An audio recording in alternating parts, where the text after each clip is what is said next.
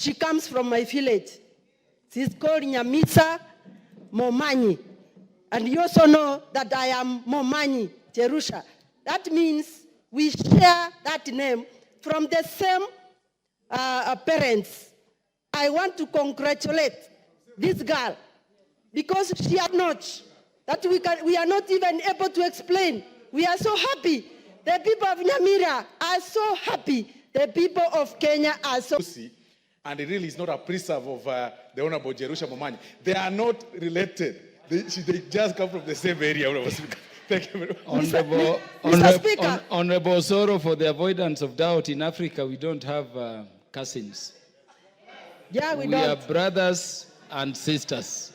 So continue, Honorable Jerusha Momanyi. Sure, Honorable Speaker, thank you for informing Osoro. Osoro should know that whoever is called your name and who comes from your village, that's your sister or your brother.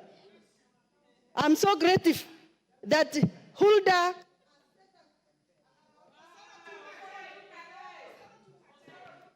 give Honorable Jerusha Momanyi 1 minute to conclude. This is her sister. She's talking about.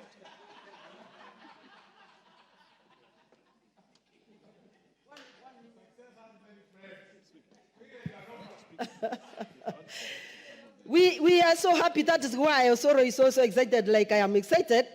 I want to urge every Kenyan who is living anywhere in this world to come up and ask for elective posts, because we have been proven as Kenyans and as Nyamirans that we are so happy and we know how to do the work. Wherever we have been given the job, we do.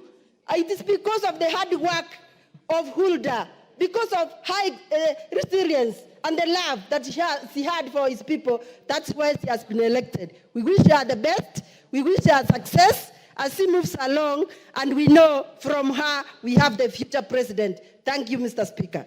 The Honorable